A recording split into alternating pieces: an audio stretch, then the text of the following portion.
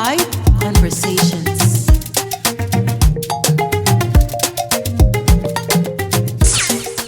You are now listening to HighVibe Conversations.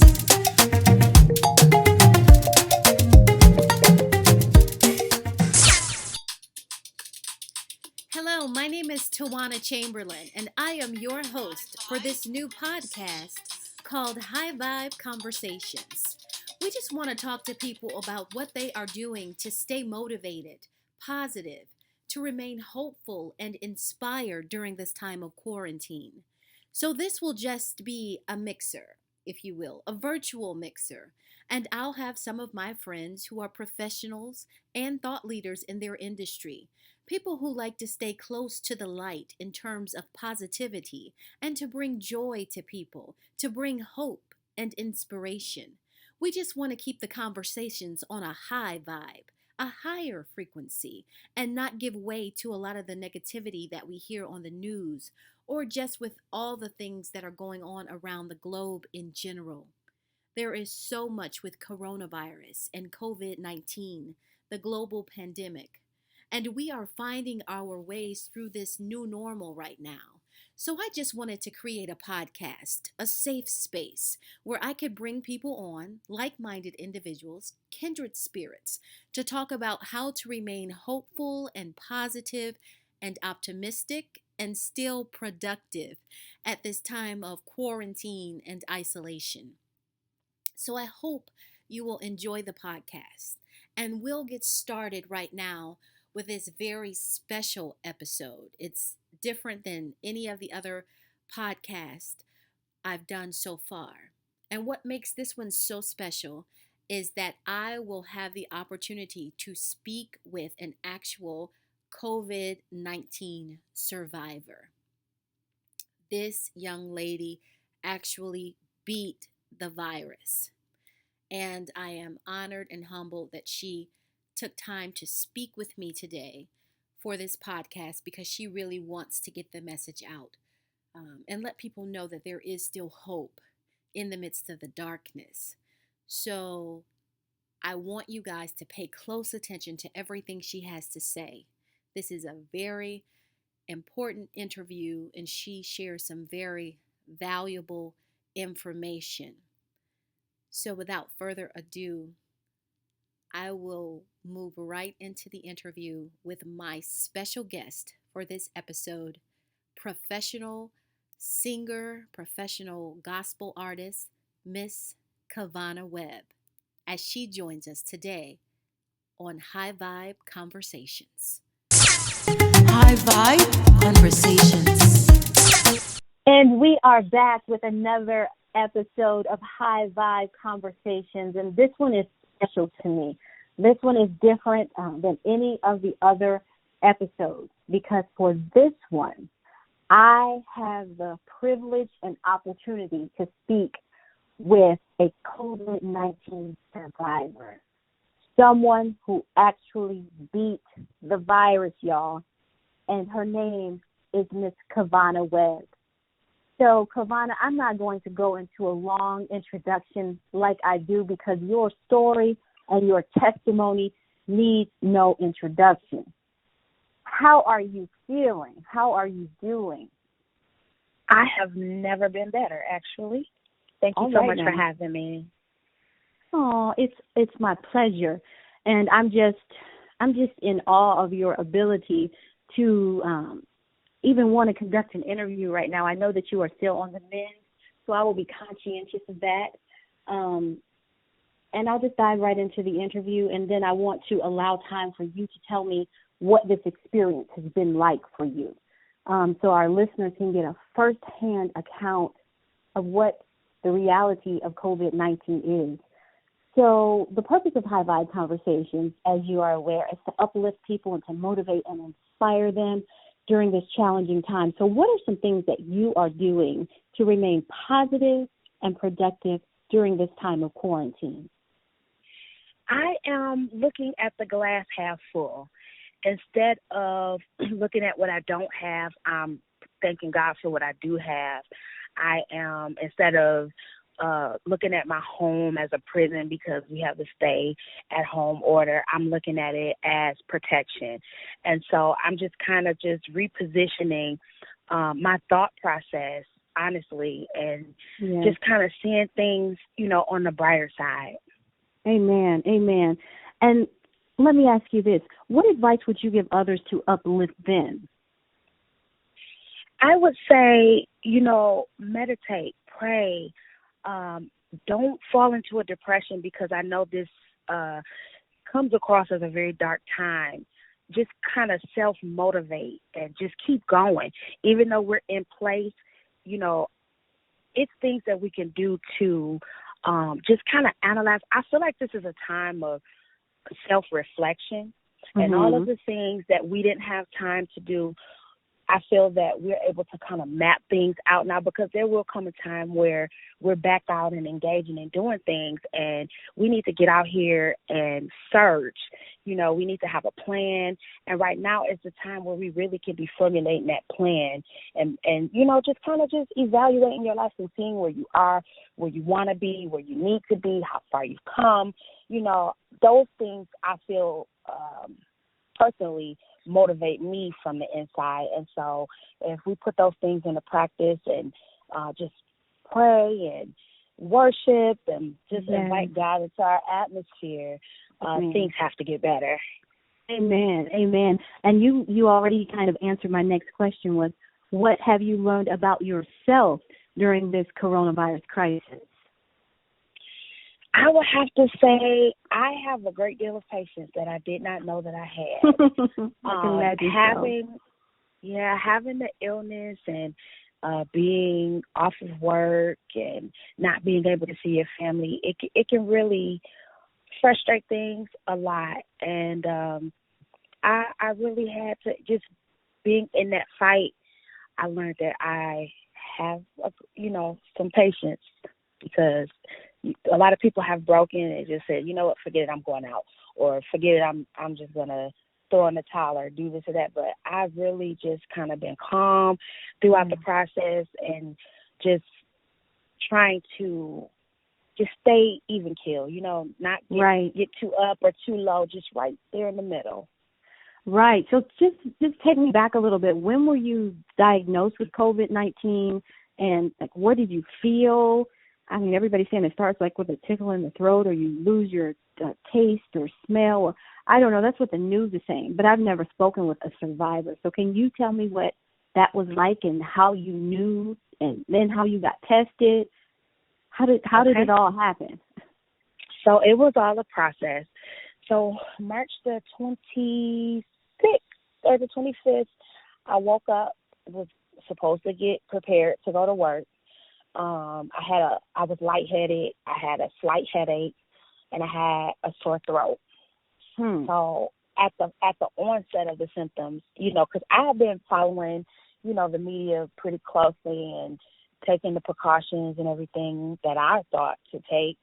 And so I was just very conscious of not, if I were to contract it or whatever, of not making other people sick. So I called off work, treated my sore throat. That went away. Later on that day, I lost my sense of smell and taste. So I'm going oh no, but maybe 4 days before that, my fiance is a phenomenal chef. And everything he brought me to eat, I kept sending it back this mess. What are you doing? You're not cooking right. Okay. And so when I lost my sense of smell and taste, I said, oh, my goodness. So it went from that to this dry cough. I would just do this dry cough, and then that kind of progressed into coughing spells where I'm coughing 50 times in a row and can't break out of it. Wow. And then that was over the course of maybe 3 or 4 days. By the time I hit that 5th day to that week mark, I was having difficulty in breathing. Okay. So I am a professional singer. I train people. I use my lungs at a very accelerated pace, just on a regular basis. So my lungs are very strong. Okay. And I was having difficulty breathing, and One of the days I end up calling an EMS out to my home, and they told me they couldn't take me to the hospital.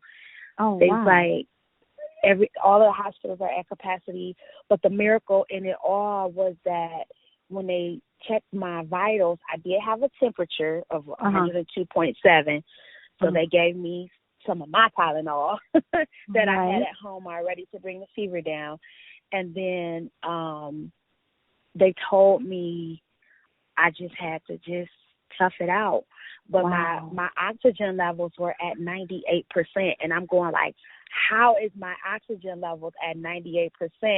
And you physically see me laboring to breathe. It felt like somebody was pushing my head underwater. Wow. And so I wept and I prayed and I cried out to God, and I was like, God, you got to help me. Like, you have to intervene. Like, this is not okay.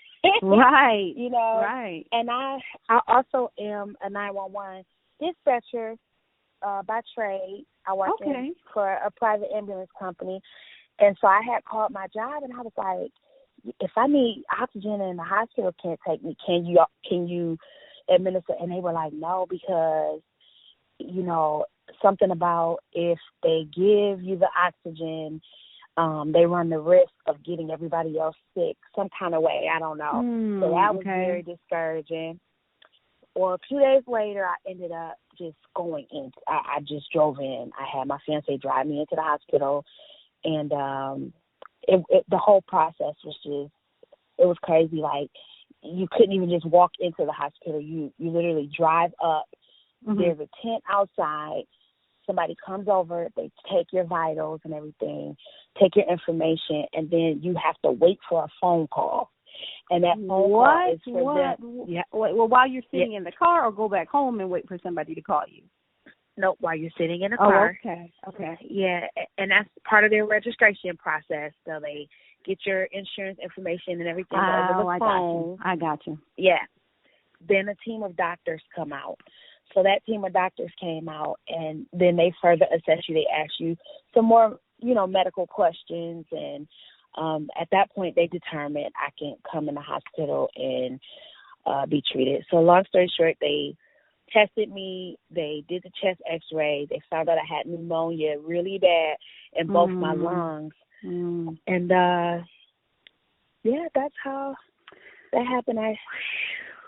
That's so heavy. And it seemed like it just progressed relatively quickly.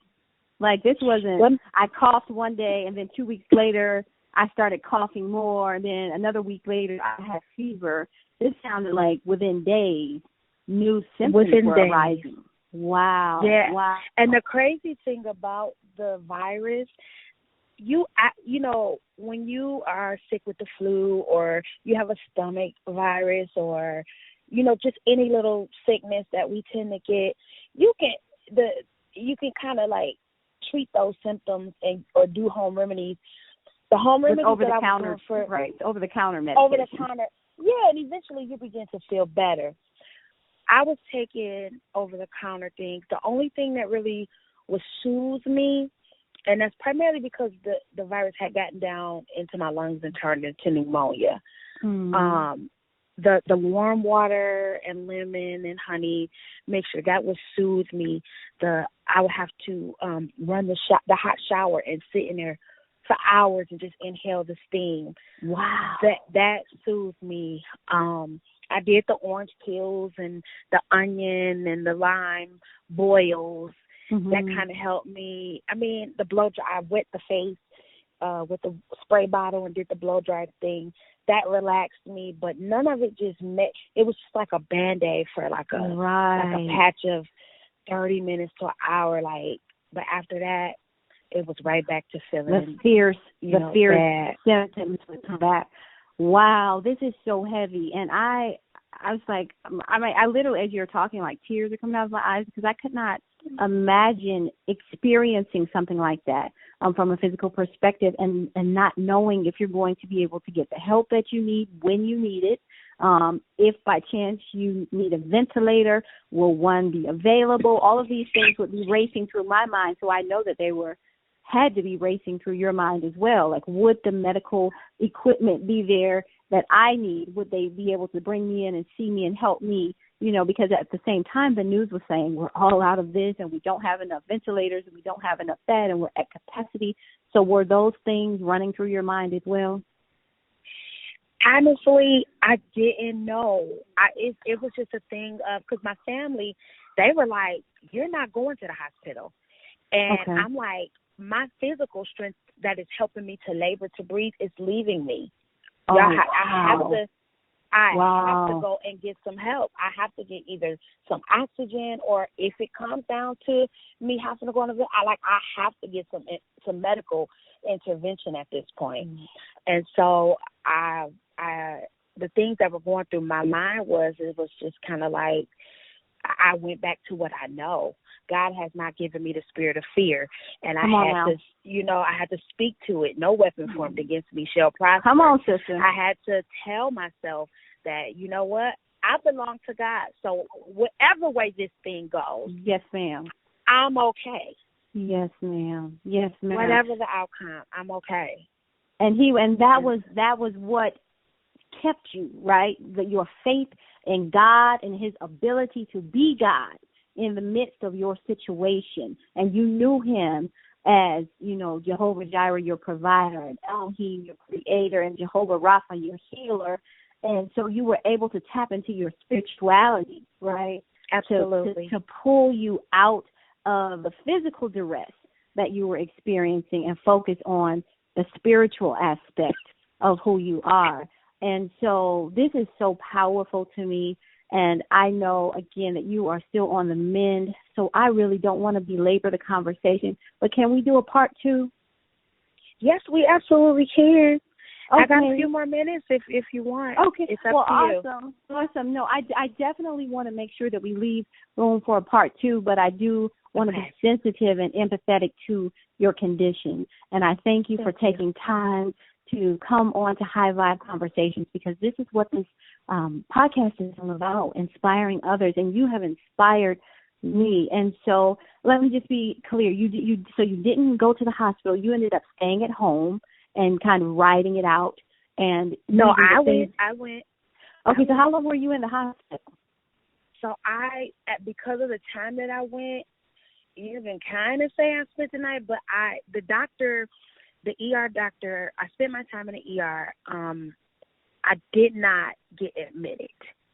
And he told me, he said, Kavahna, he said, you would do better recovering at home. He said, if I admit you to this hospital, he said, you're going to die. Oh, and I said, God. I said, what do you mean I'm going to die if you admit? He said, because I will have to put you on a floor where the patients are extremely ill with this COVID-19 virus. Okay. He said, you'll end up getting an infection. I'll have to intubate you. He said, and a lot of people that are going on the ventilators are not making it back this way. My God. He said, yeah. So thank me home. Goodness. I know that's right. I'm like, honey, you don't have to say anything else. I would have grabbed my MAC lip gloss, put me some lip gloss on, grabbed my Chanel bag, and hopped right on out. I would have needed a wheelchair. I would have needed no one to help me, no text, nobody. That would have been the magic words for me. And I would have said, thank you, sir, for your wisdom. I appreciate you. And I would have went on about my business, and it sounds like that's exactly what you did. You went on about That's exactly what business. I did. But what's important is that you went on about your father's business too, because you kept praising God, and I'm sure it was because of your lung capacity from singing the praise and worship songs all that time, all those years, helped to make your lungs so strong, and it sustained you through the process. So God was in the middle of it all along. Yes. No weapon, like you said, no weapon formed against you shall prosper. Well, pretty lady, sweetie pie, I love you to life. I have never met you, but I do want to meet you. I thank Joy for making this connection between us. And you are my homegirl from Detroit. So I saw that 313 number. Come on now. And so we definitely have to keep in touch. I will continue to intercede for you. I know that you will have 100% full recovery. And then when you come back the second time, you mind like singing for us, like a praise and worship song or one of your favorite songs? I would love to. Ooh, I would absolutely love to. Okay, awesome. Well, again, thank you for taking time out of your busy schedule. Go back to healing and just know that I sincerely appreciate you and I am sincerely praying for you. Know that. Thank you so much. Thank you so much for having me. My pleasure. All right, be well, sweetie, and take care. Bye-bye now. Bye-bye. Thank you for tuning in to another episode of HighVibe Conversations, the podcast that strives to spread peace and positivity in the midst of this pandemic.